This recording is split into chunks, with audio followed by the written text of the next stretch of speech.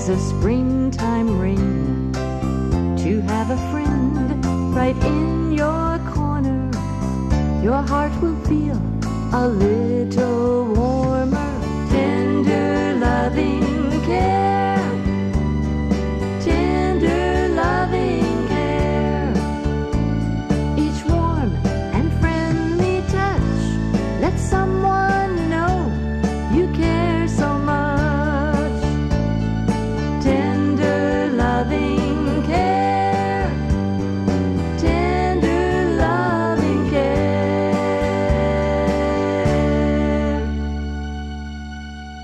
Good evening, I'm Dr. Greenbrier Almond, and thank you for joining us on our program, Tender Loving Care. Each week on Channel 3, I'm happy to talk about this interface between Christianity and medicine. Let me be the first, or one of the first, to welcome you this time to the 72nd West Virginia Strawberry Festival. Our program is recorded early in the week, so I may be the first to welcome you, and it's great to have the festival in town once again, and it reminds us of our roots, doesn't it, and the spirit of our community. And it's a great festival each year, and this year it's in particular interest that I tie some things together at that interface that I like to do. We have the birth of the church, or the Pentecost, also coming this week, and of course the Strawberry Festival.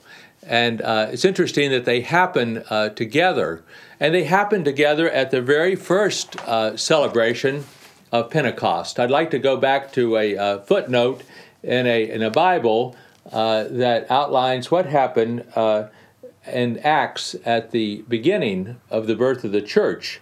And this was the 50th day after the Sabbath of Passover on that particular year. And this is also called the Feast of Weeks, as it's recorded in Deuteronomy, the 16th chapter.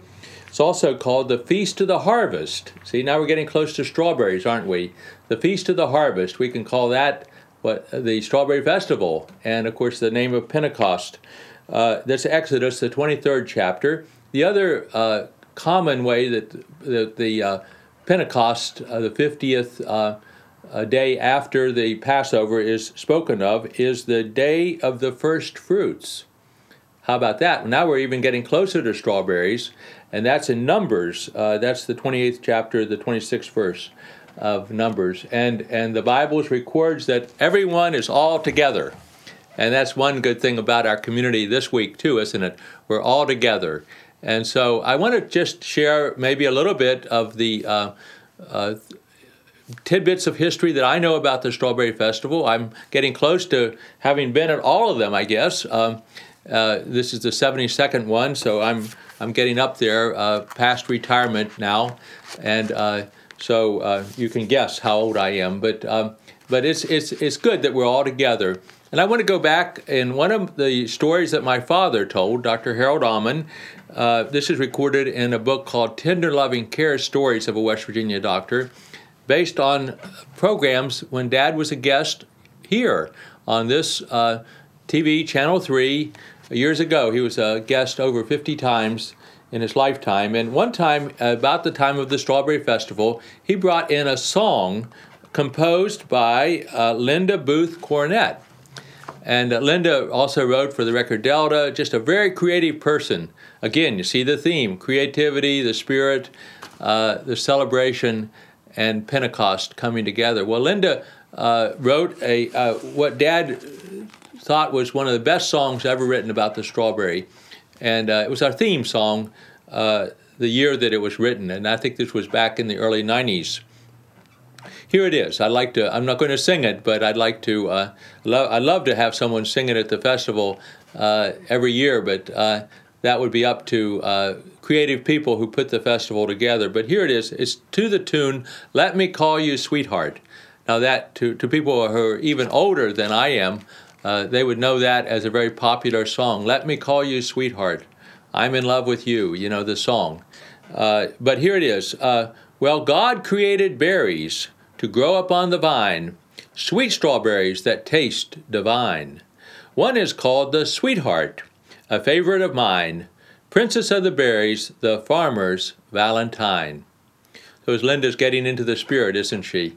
And here we go, second verse. I love your little runners and your little baby feet, your little yellow freckles, your blossoms sweet, your little red pajamas, and your little cap of green. Oh, you're my little sweetheart, the finest I have seen.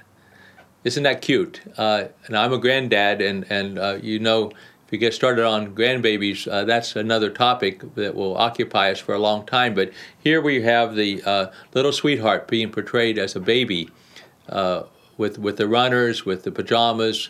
It's just really good. Linda Cornett has captured what we like about the Strawberry Festival. And she writes another verse. I love to gather sweethearts before the morning heat and take them to the table and settle down to eat. They go with cream and sugar. They go with cream of wheat. They go with grandma's shortcake, a very noble treat.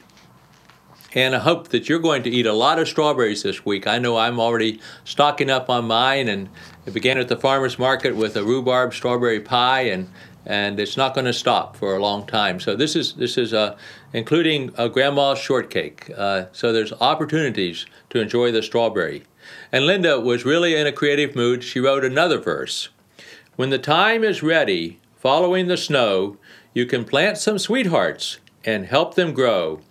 Nurse them like a nanny and sing a little rhyme. The nursery will soon be crowded at berry picking time. Again, wonderful way that we seasonally celebrate spring. We celebrate the strawberry. We're having some cold winter, but we've had a wonderful spring.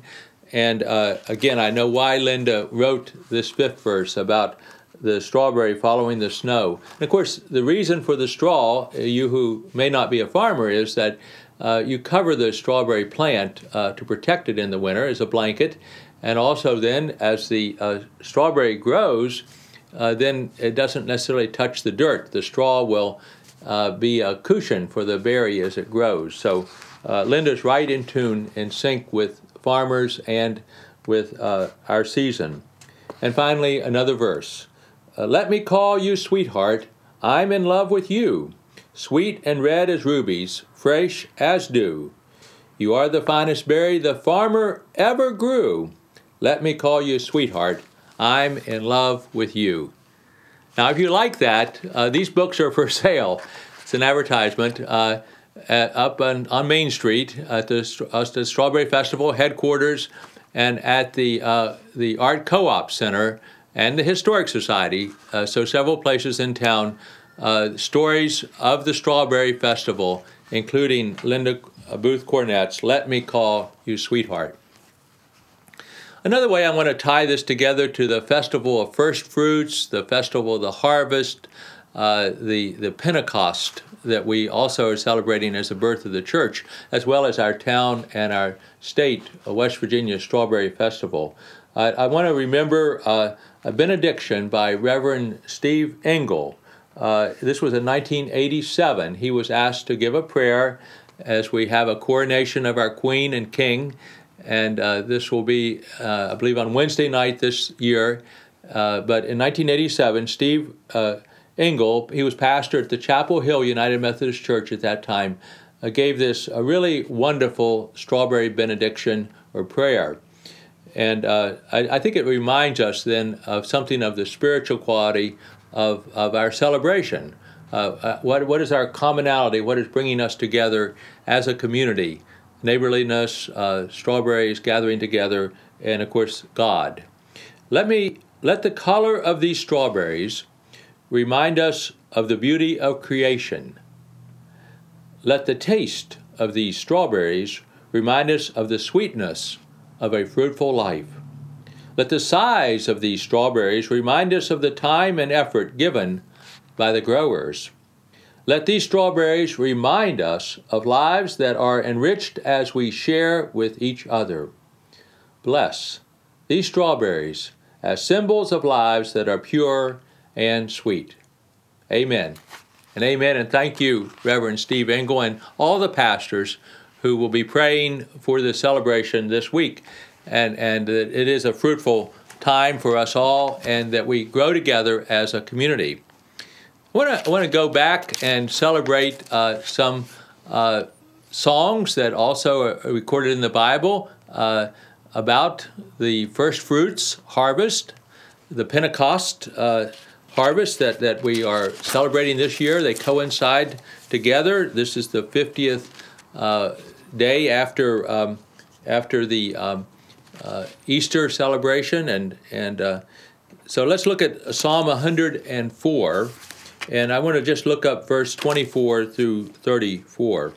But just to share with you the spirit of creation and of nature. What a wildly wonderful world, God. This is King David writing this psalm. You made it all with wisdom at your side, made earth overflow with your beautiful creation. Oh, look, the deep sea, brimming with fish past counting, sardines and sharks and salmon. Ships plow those waters, and Leviathan, your pet dragons, roam in them. All the creatures look expectantly to you to give them their meals on time. You come, and they gather around. You open your hand, and they eat from it. If you turned your back, they would die in a minute. Take back your spirit, and they die. Revert to original mud. Send out your spirit, and they spring to life, the whole countryside in bloom and blossom. There you go. There's a verse for us and the Strawberry Festival week. God is a creative God, and He is springing to life once more in Buchanan, West Virginia, the 72nd Strawberry Festival. The whole countryside in bloom and blossom. The glory of God, let it last forever. Let God enjoy His creation. And then down at the bottom, oh my soul, bless God. Isn't that wonderful? King David wrote that, of course, for his time, and they had the first fruits harvest that historically is recorded, and they had the Feast of the Harvest, and so do we. So do we. And it's an exciting time to be here in Buchanan and realize that the Pentecost is coming together. I think it's entirely fruitful and good that it's happening this way. Another way that we celebrate when we think of God's creation, and I wanted to tie together medicine with this, Christianity and medicine, my overall theme of tender, loving care.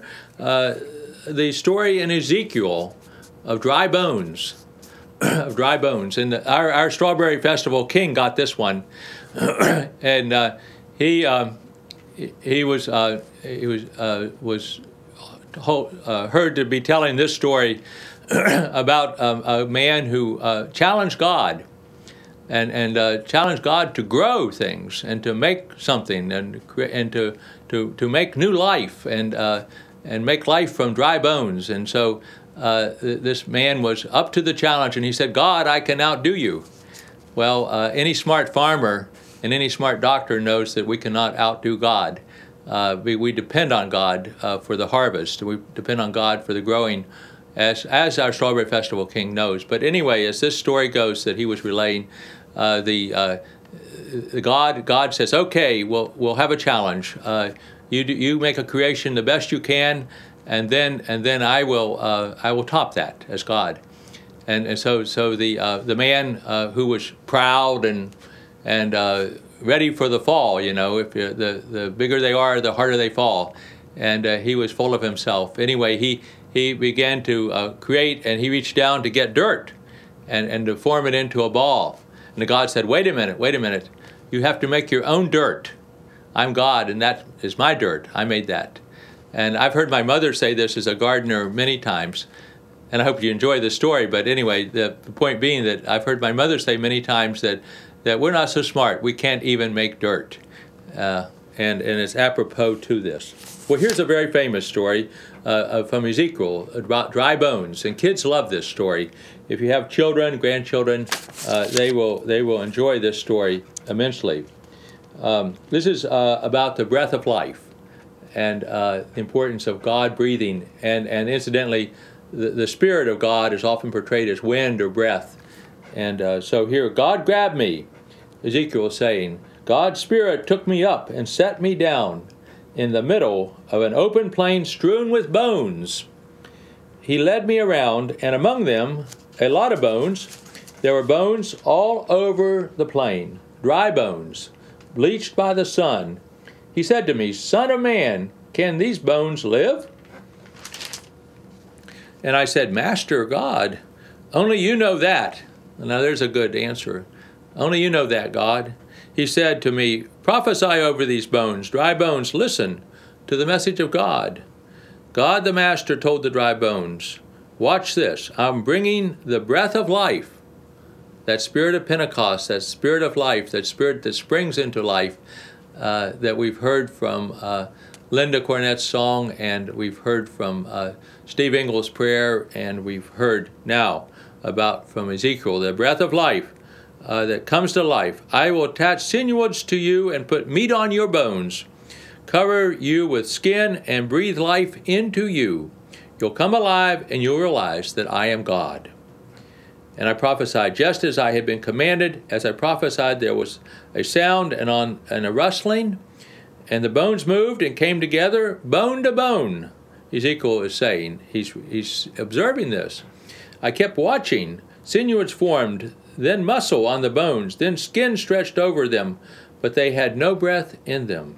He said to me, prophesy to the breath. Prophesy, Son of man. Tell the breath. God the Master says, come from the four winds. Come, breathe. Breathe on these slain bodies. Breathe life. So I prophesied, just as he commanded me. The breath entered them, and they came alive. They stood up on their feet, a huge army. Dry bones coming together and forming life. Isn't that a marvelous story, too? The Bible is full of stories, not only that will entertain children who love to have bedtime stories and stories read to them. And by the way, I'm as a citizen and someone who likes children, also on the school board, I have a privilege. I'm going out to Union School here after the Strawberry Festival next week and read some stories to the children in the first grade class of Brooks Scott. And that's a privilege. That's a privilege that any parent can do, any grandparent can do, if you make arrangements for that ahead of time. But children love these type of stories, and it's marvelous that realize that at a harvest festival, the festival of the first fruits, the Pentecost festival of the strawberry, that we have stories like this that match what we do so well. Well, I have a little bit of time. I want to share with you another story. This is from Romans. Romans is Paul writing in the 8th chapter, verse 12 through 17. And this is, I think, an attitude that we sometimes get into when we have a yearly festival like this. It's old hat. Some people are not into celebrating. They're going to leave town even. But I, for one, enjoy the celebration. But here's Paul writing sort of matter-of-factly about things. He said, so don't you see that we don't owe this old do-it-yourself life one red cent? I've had people tell me that. I don't owe Buchanan 1 red cent. Or I don't owe West Virginia or on and on. They talk this way. There's nothing in it for us. Nothing at all. Some people talk this way. The best thing to do is to give it a decent burial and get on with your new life. Okay, well that's fine if there is a new life, isn't there? Some people are just bored and they don't get on with anything, but it's good to get on with the new life. And God is beckoning us. There are things to do. There are places to go. And Paul is serious about this now. He's saying there's a resurrection life. There's a spring life. There's a life that's been breathed into by God. There's a strawberry that's growing. If you follow the blossom this year, we're about halfway through the blossoming period. The berries are forming. There's a resurrection life you received from God. And God is not timid. This is not a grave-tending life. It's not a boring life. It's adventuresome. It's expectant. It's greeting God with a childlike, what's next, Papa? A childlike expression. Watch the children at the carnival. Watch the children as the horses came by last Saturday night. Watch the children as the youth parade takes place on Thursday night. And of course, they'll cover their ears, won't they, on the Friday night firemen's parade. But the children will be out enjoying the carnival, and you'll see them around. Watch the children and see their adventuresome spirit. They're greeting the world and greeting God, really, with childlike wonder. And what's next, Papa? We might say that to our own father. Of course, I expect my grandchildren, one grandchild will be here, and they'll probably say, "What's next, Grandpa?" And of course, what's next, God? God is ultimately our Father. God's Spirit touches our lives and our spirits and confirms who we really are. We know who He is, and we know who we are, Father and children. And we know we are going to get what's coming to us, an unbelievable inheritance. We go through exactly what Christ goes through. If we go through the hard times with Him, then we're certainly going to go through the good times with Him. And find a comfort in that. My mother, incidentally, who loved her garden, loved raising things, loved Romans, and sought a lot of solace in this, and I do too. I think that it's a marvelous thing. We'll have time here for just a little bit more about Pentecost and a little bit more about the Strawberry Festival. It's an exciting that it's. I think you're getting the idea that the festival of the harvest, the festival of the first fruits, is coming together with the birth of the church this year, and how appropriate it is. In John, the Gospel of John, the 14th chapter, verse 8 through 7, we have this recorded. The story about Philip, one of the disciples, saying to Jesus, "Master, show us the Father, then we'll be content." And, Jesus is a little perturbed, isn't he, at this point? He says, "You've been with me all this time, Philip, and you still don't understand. To see me is to see the Father. So how can you ask, where is the Father? Don't you believe that I am in the Father and the Father is in me?" And let's tie this back to our First Fruits Festival a little bit. This is the 72nd one. We've had 71 others, To see one Strawberry Festival is to see one Strawberry Festival, but also to see 72. There's a theme that goes throughout this. And we're celebrating a fruit. We're celebrating a creation of God. We're celebrating something that God delights in. And so Jesus is saying here, look at me. Don't you see I am the Father? The Father's in me, and I'm in the Father. Don't you believe that I am in the Father, and the Father is in me? The words that I speak to you aren't mere words. I don't just make them up on my own. The Father who resides in me crafts each word into a divine act. Now, this is getting at how the Spirit leads us. Some people are afraid of this. It's a wild idea, isn't it? It's an adventuresome idea to say, okay, I'm going to trust the Spirit. I'm sure that Linda Booth Cornett, when she's writing her song, she's being led by the Spirit, a spirit of creativity. And people who are creative say the Spirit just flows through me. And Jesus is recognizing that and saying it's God who speaks through me. I think a farmer would say this too. We don't grow anything, do we? We trust that God is going to supply the sunshine. He's supplied the nutrients in the soil. He supplied the air that surrounds us and the water that when we need it. And it all comes together. The person who trusts me will not only do what I'm doing, but even greater things, because I, on my way to the Father, am giving you the same work that I do. You can count on it. From now on, whatever you request along the lines of who I am and what I am doing, I'll do it. That's how the Father would be seen for who He is in the Son. I mean it. Whatever you request in this way, I'll do. So we have continued. The Strawberry Festival began in Buchanan as a part of the Great Depression. Kids today don't know about the Great Depression. Some very old people do. They remember this when it was hard to get 2 nickels to rub together.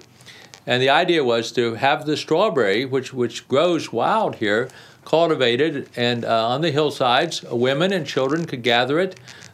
We had Tuck Farnsworth had his People's Grocery down on Main Street, about where the art co-op is now, and he had gallons and gallons and gallons of strawberries brought to him, and he would buy them, and then they had so many they had to ship them up to Uniontown to make strawberry ice cream. They didn't want the strawberries to go to waste, so they had to put them into a permanent form, and we began to celebrate the strawberry, and the rest is history. And Jesus is getting at the larger truth here. He calls it the Spirit of Truth. If you love me, show it by doing what I'm told you. I will talk to the Father, and he will provide you another friend so that you will always have someone with you. This friend is the Spirit of Truth. The godless world can't take it in because it doesn't have eyes to see him, doesn't know what to look for, but you know him already because he has been in you and will even be in you. So you see, we're blessed, aren't we? As Reverend Steve Ingalls said, we're blessed to have a strawberry festival. We're blessed to celebrate a first fruit like the strawberry because it draws us closer to God, and then it draws us closer to that Spirit of Truth. And I would invite you this week, as you celebrate the strawberry, to also consider this Sunday going to church, Pentecost Sunday. Red is the color. Isn't that appropriate too? The strawberry is red. Red is the color of Pentecost. And it's all coming together in a marvelous way. Well, I hope this was a helpful study.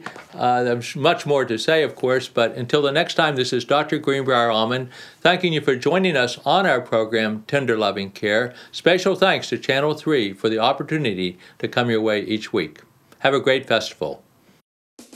Stories of a West Virginia Doctor, written by Dr. Harold D. Almond. A collection of 55 short stories about his experience as a small-town doctor in central West Virginia. And Tender Loving Care. Stories from a West Virginia Doctor, Volume 2, written by Dr. Greenbrier Almond, using videotapes to write 70 additional stories of his father's very colorful life as a small-town doctor. They can be found for purchase at Amazon.com and most local bookstores. Tune into Channel 3 Buckhannon for Tender Loving Care with Dr. Greenbrier Almond, where he talks about the connection between Christianity and medicine.